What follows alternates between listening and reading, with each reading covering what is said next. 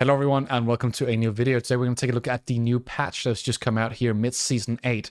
These are a lot of new changes, and they're changes that we've been expecting for a long time for different civilizations, such as the Rus, getting a whole new Rus bounty rework, so no more hunting deer. We're going to be looking at changes for like Abbasid. Now they can use their monks to individually Wallaloo units, so a lot of great changes, new map pool, and a bunch of new things, so really want to stick around for this video. So we are heading into Season 8. Season 8 brings for quick match and custom games the map monsters 3.0. So now you can find the map monsters on Socotra, Turtle Ridge, Glade, Archipelago, Baltic, Warring Islands, and Oasis. They look like this. It's the old sea turtle and tree man that we had. So cool stuff. It brings a new fun game mode as well to enjoy. There's some new unlocks as well, some new portraits, some new coat of arms stuff. So good stuff. The logging rewards are called Something in the Water, and they are going to be on for now until October 16th. So I think we can expect those login rewards to also signify what the new season is going to look like when it comes around. So we can see a new season perhaps in a month and a half when we take a look at this login reward. So maybe post this, we'll see a new season as well. So cool stuff. The new season brings a new map pool, and the map pool vetoes you have to remove the maps you don't want to play haven't been increased. So now you have 4 instead of 3, and the map pool size is increased to 10. So this is really cool. You can now veto 4 maps, so you only have to play 6 instead of having 3, and then you have to play 7 maps. So good stuff. The 1v1 map pool is going to be Dry Arabia, 4 legs. It's going to be Golden Pit, Gorge, Hill and Dale, Himayama, Lipany, Mongolian Heights, Rocky River, Socotra. So really cool maps. I have personally enjoyed most of these maps, though I do think Golden Pit can be a little bit different, a little bit too difficult to play for a lot of players, and its dynamics with the gold in the middle.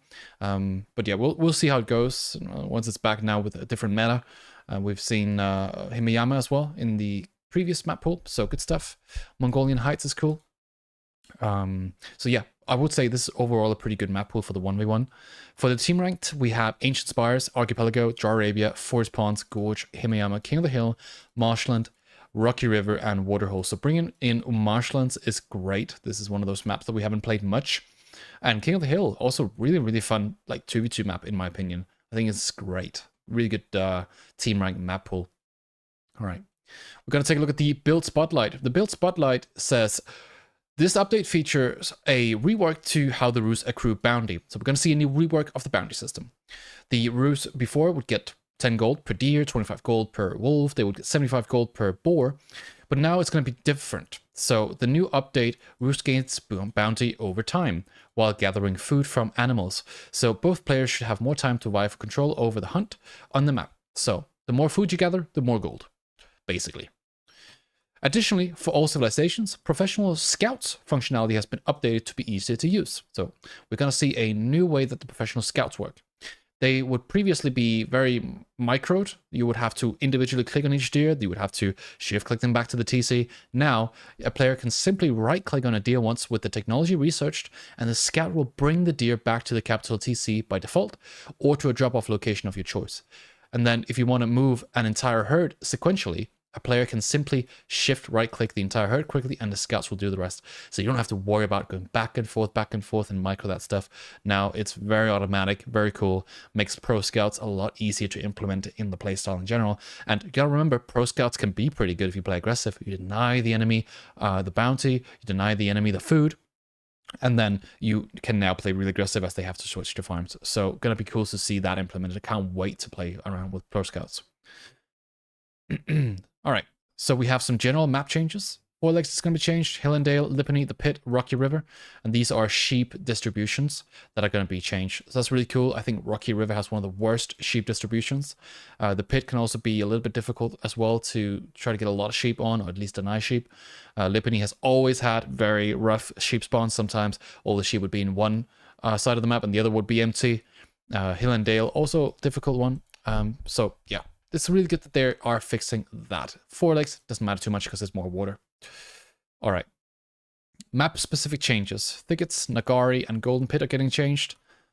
Balance bug fixes. We're going to skip past the map fixes because they're not a part of the map pool besides Golden Pit.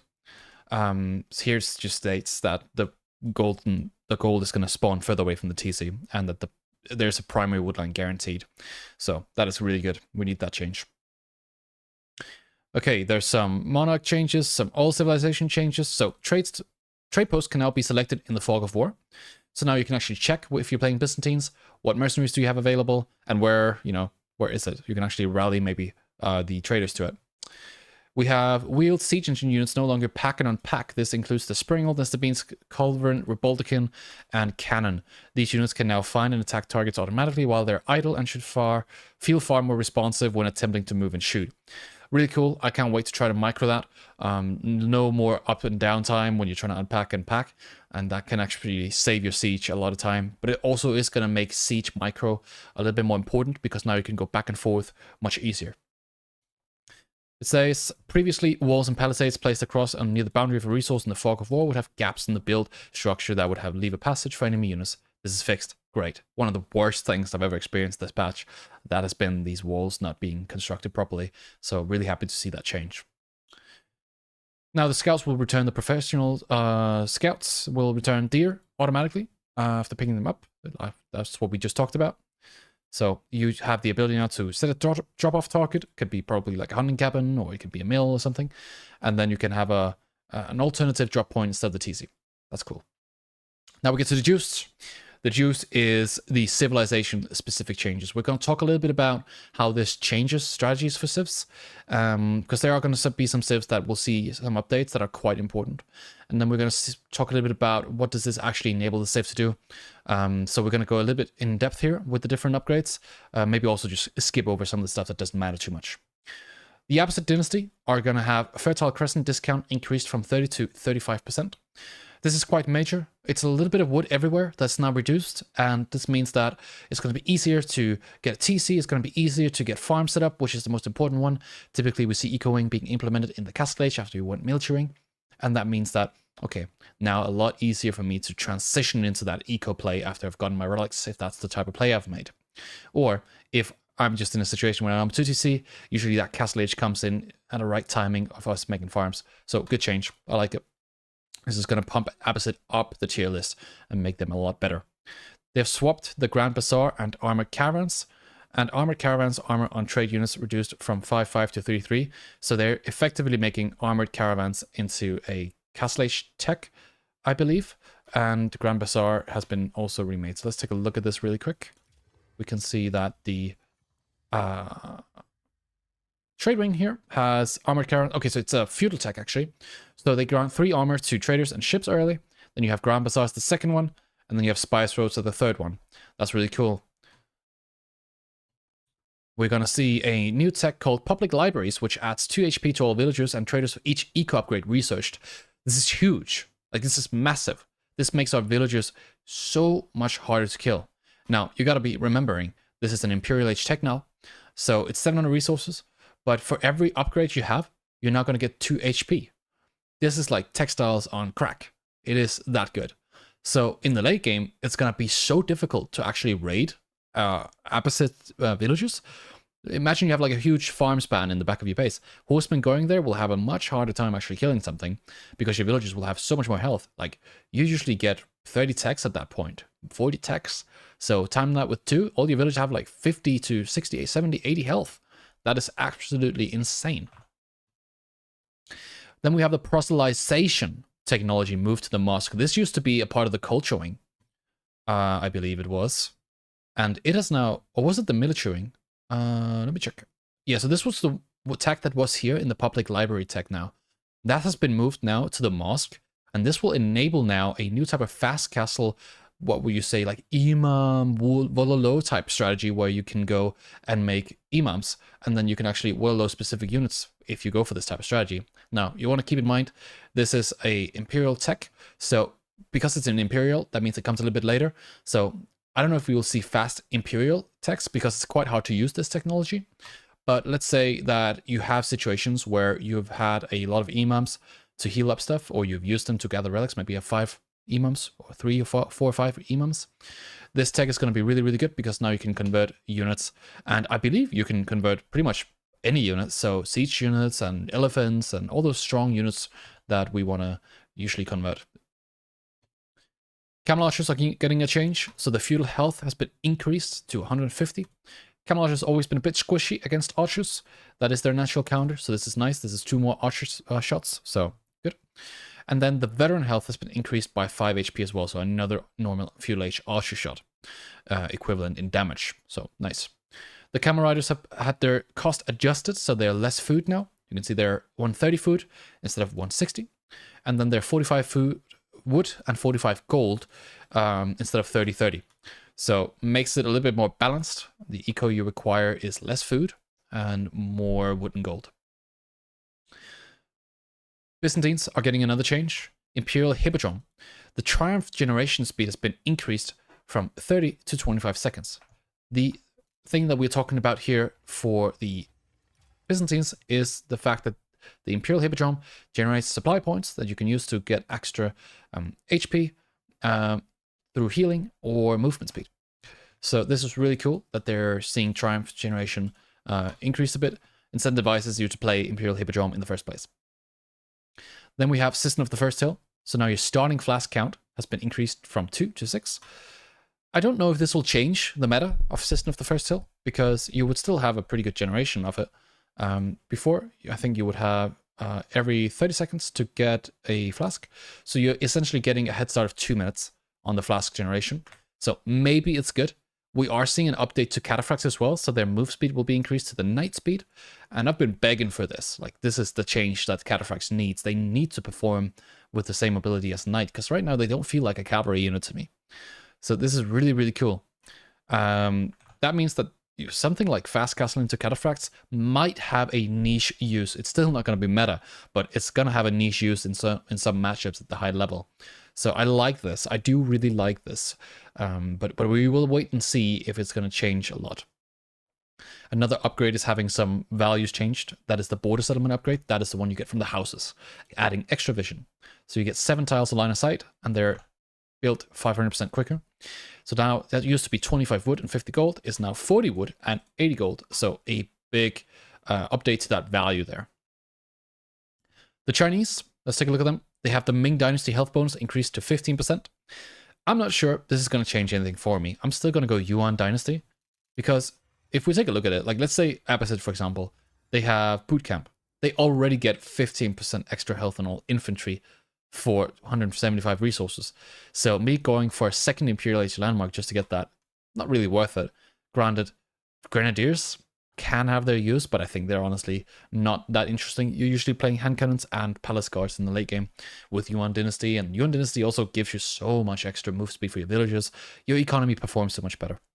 So this is a nice change, making Ming Dynasty more attractive, but I still don't think it's enough. I think it should have a different bonus. Then there's a fix to the reload speed of the Thunderclap bombs, so that's the Nesta Bees on the Boutrons, the Imperial boat. And then we see extra materials.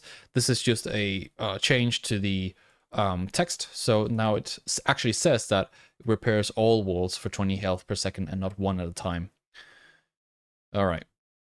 Then we have some changes to the Delhi Sultanate. This is some big changes. They're incentivizing more Castle Age or Dome of the Faith type play instead of All Tower Victory type style. So this is cool. We want to open Delhi Sultanate up, but we've been trying for years now, so I'm not sure this will be what changes a lot.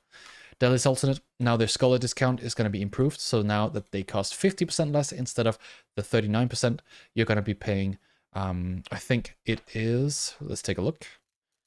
Delhi, Dome of Faith. So now you get a discount of 65 gold to a scholar. So that's going to be 65 gold that you're going to be paying per scholar. So really cool. That means that we might see a return of Dome of the Faith, and Feudal Age play in general will be a lot more interesting in terms of Delhi. They have a little bit of a more incentivization to now go for Dome of the Faith, because the House of Learning texts are also getting a drastic reduction in the time that it takes to get them. This also means that if you were not to play Dome of Faith and not have a lot of scholars, maybe only 3 to 5, then you might have played Tower of Victory and now you want to go House of Learning. It's not going to be that big of a wait time now to get your upgrades, because now Reinforced Foundation is 1:30 instead of 2:05. This one is 3:45. Sorry, it's 3 minutes instead of 3:45. Same for this one. It's 4 minutes now for this one instead of 5 minutes. And that's honed blades. That's one of the ones that are so important for us if we want to choose to go for the House of Learning. So all these are a lot shorter now. We can also see that there's a bunch of new upgrades. So there's a new technology called pikes, which means that archers and crossbowmen gain 0.5 range.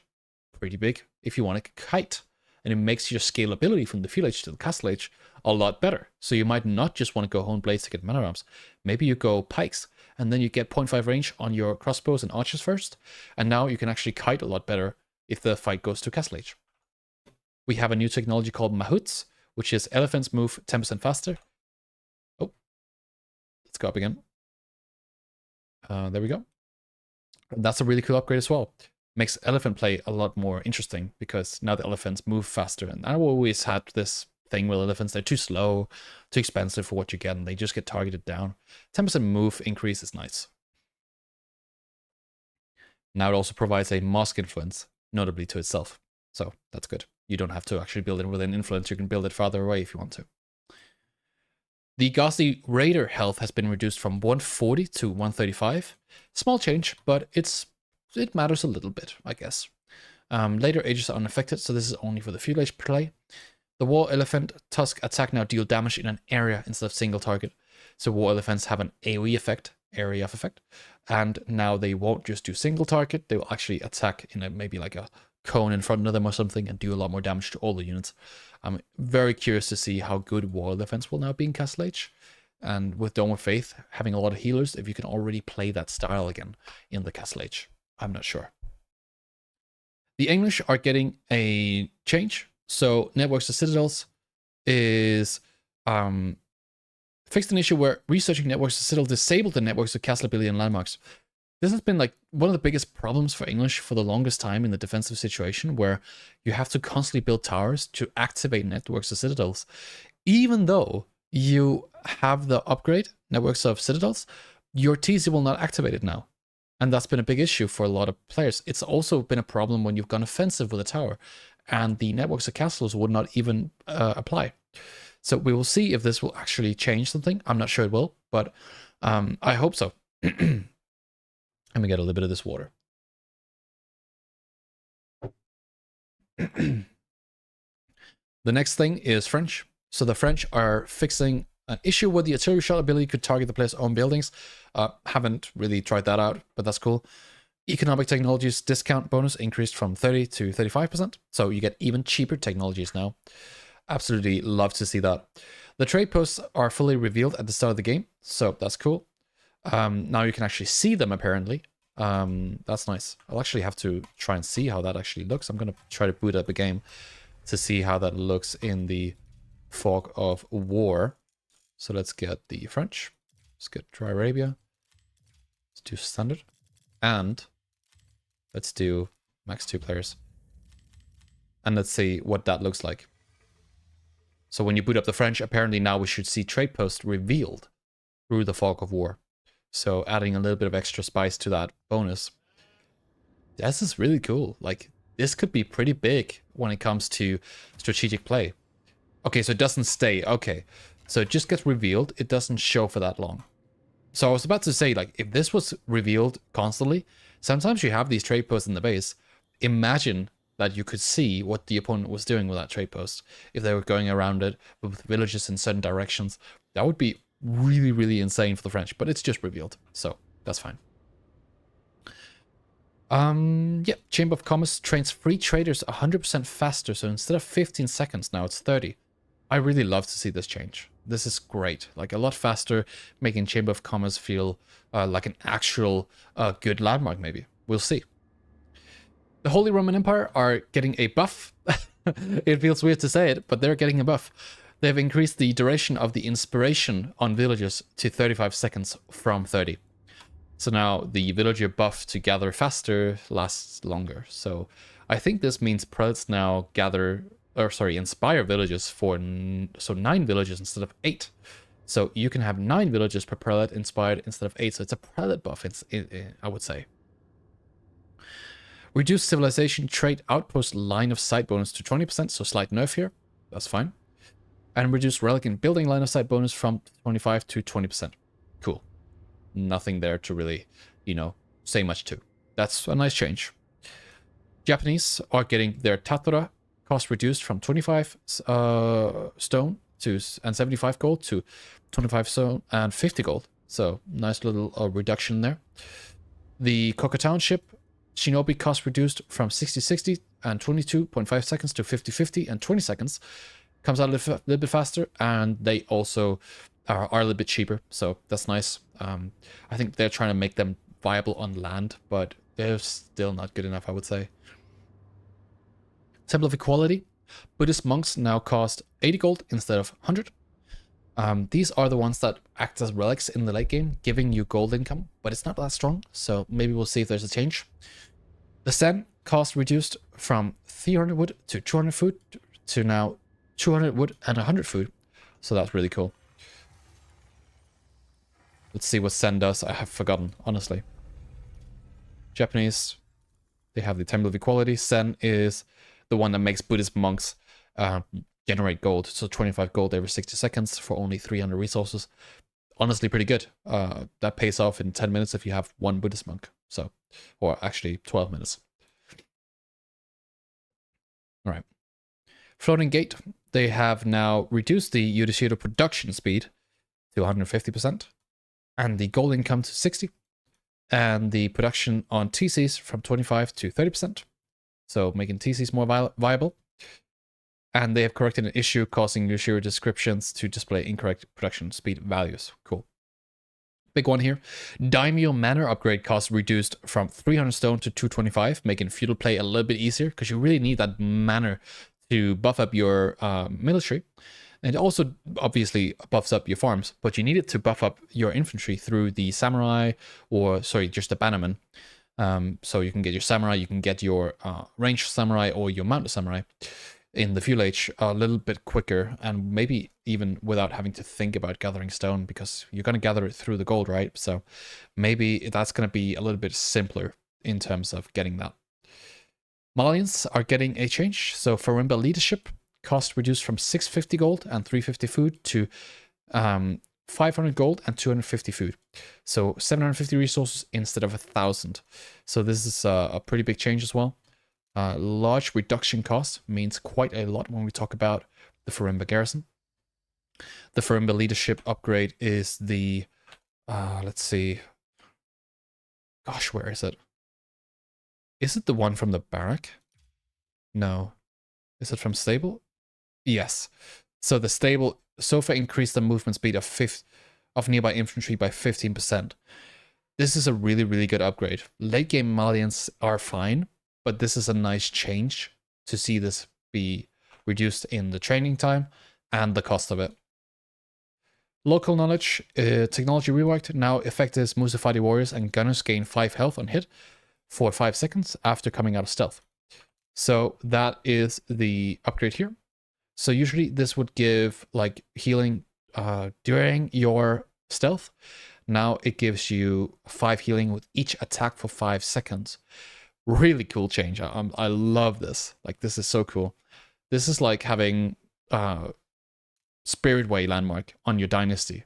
Like, this is so cool. I love to see this change. We have, oh yeah, and by the way, it's in feudal age, not castle age now. That's also pretty notable. Gridbara has the production from the festival increased to 100% instead of 50. So this is a massive change as well. And now the duration is 90 seconds instead of 60. Order of the Huntress now fires poison arrows instead of regular keep and garrison arrows. So if it's not garrison arrows, that's everything that's inside the Fort of the Huntress that fires poison arrows. Really cool. Malian Town Center cost changed from 400 wood and 300 stone to 400 wood and 450 gold? What? That is so crazy. You can now build a town center for 450 gold and 400 wood. That is insane.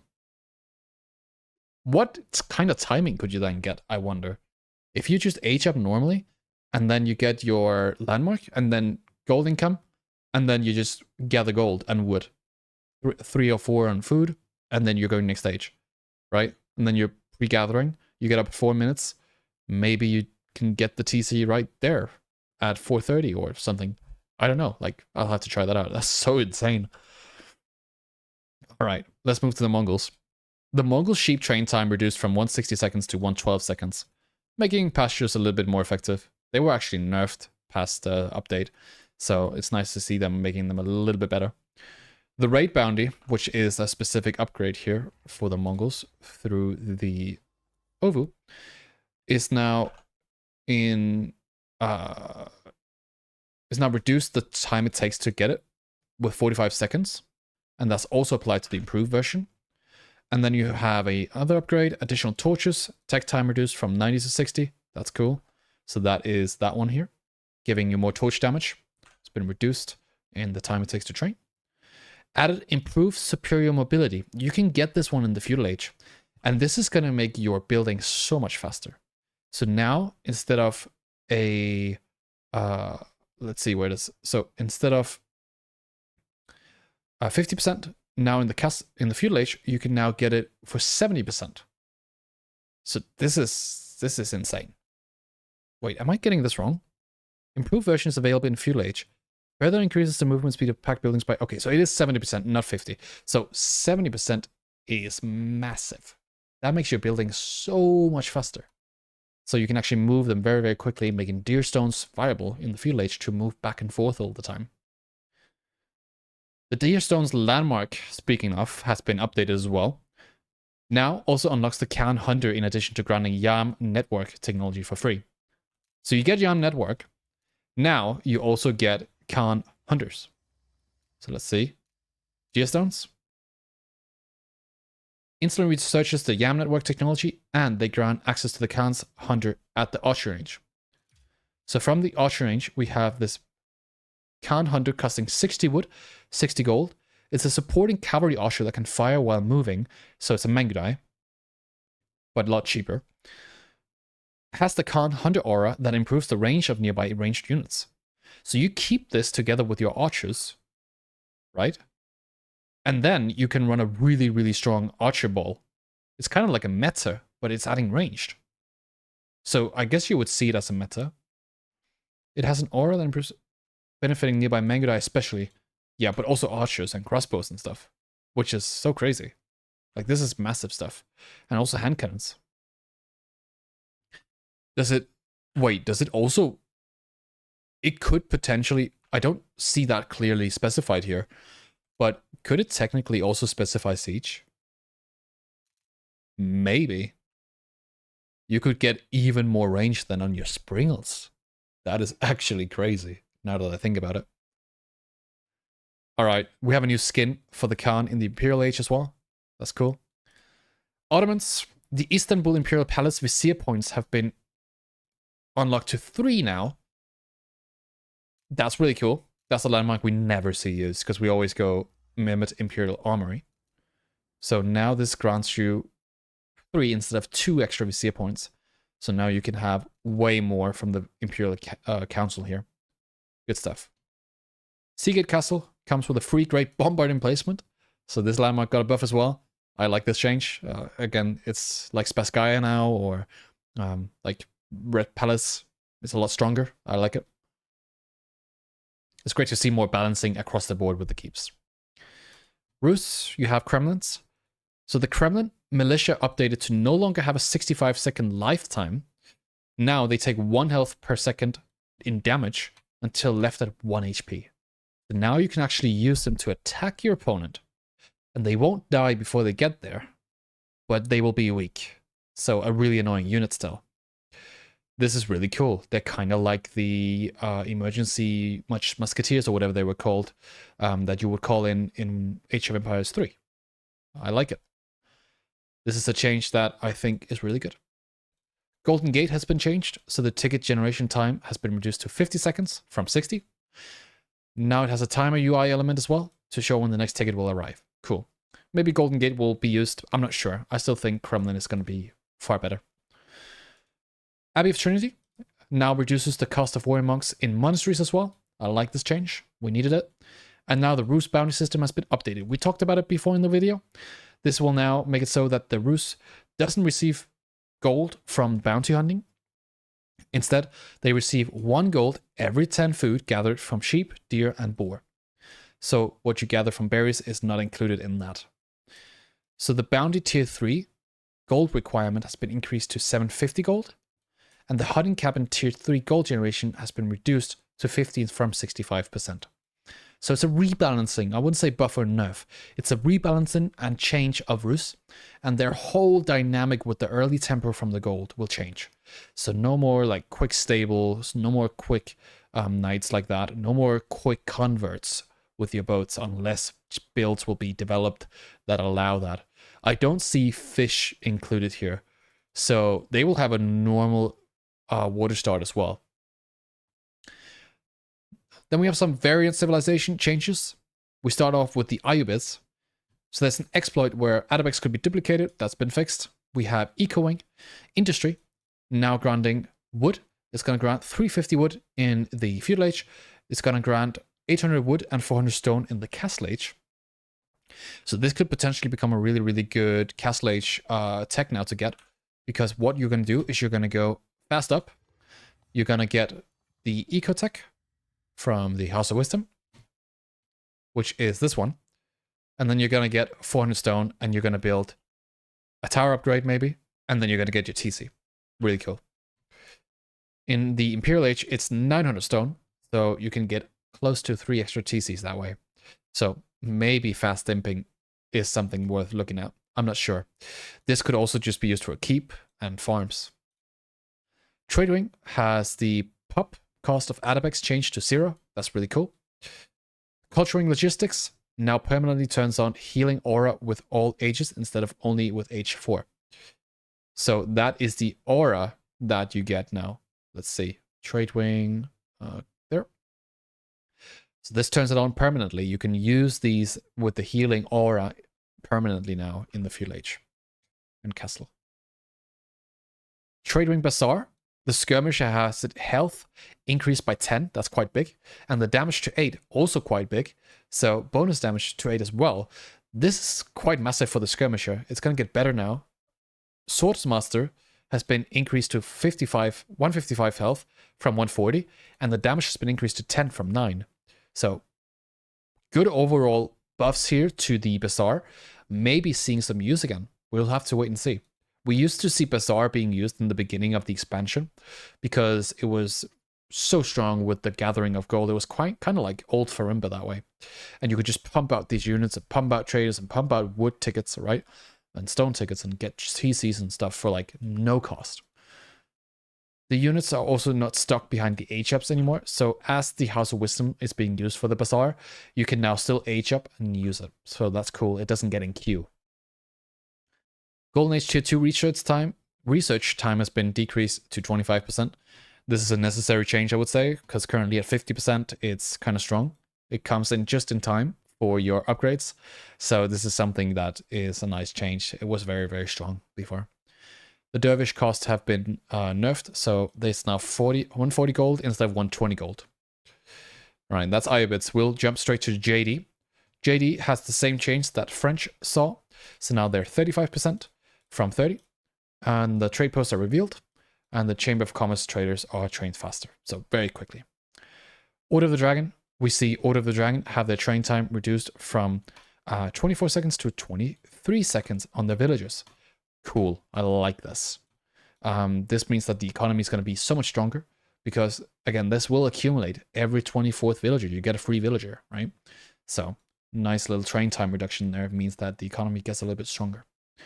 The Burgrave discount research speed and production speed has been increased to 35%. Overall, nice buff there. I think the Burgrave discount in the production speed could be up to 50, honestly. It could be so much better than it is currently. Shushi's Legacy, we will see a fix on Yuan Dynasty where it wouldn't affect the workshop ramp, so that is the reduction in the cost of units. Mount Lu Academy, that's the Castle Age landmark. Let's take a look. Right here. The Mount Lu Academy is the one that gives you some upgrades. And the Red Seals has been decreased to 200 gold and 100 food. and a shorter time. So that's this one. Now it's a lot quicker to get it. That's a nice change. Sushi's library, reduce research time of all text to 30 seconds. So that is their Imperial Age one. Sushi's library reduces all technologies of this landmark to 30 seconds. So it's not all technologies across Civ, it's only in the landmark. Palace Guard's health in the Feudal Age have been increased to 30 from 120. And the Roar of the Dragon upgrade increased the area effect thresholds to 0.25 to 0.5 and 1. So Roar of the Dragon is Fire Lancers. Okay, so Fire Lancers get a buff now. That's cool. We'll have to see how that works. And the ongoing, what's coming up? We have a full Siege gameplay update coming with the rework of the role and functionality of Springles and Culverins. We have new coursework becomes available at the university for all civilizations. I don't know what that means. We'll have to wait and see. The Ottomans can enlist some new viziers with additional options for the council. So Ottomans are getting a buff, or a change rather. And the Mansa unleashes his personal guard with the Farimba garrison. Cool changes coming up possibly in Season 9 in a few months. I would say this patch looks super, super cool. We're seeing some bug fixes that we needed. We're seeing some cool changes to the Rus and just the civs in general, like Mongols as well, the Malians as well. They're seeing some really cool changes that adds a lot of different dynamics to their gameplay. I would have loved to see a change to the HRE. But personally, I think all these changes are super, super good, especially Delhi changes and the Byzantine changes could also be really interesting. Abbasid for sure with the parcelization. We will see for sure a big meta change with all of these changes. So really, really cool to see a patch like this. I hope you guys have enjoyed this video. I'll see you guys in the next one.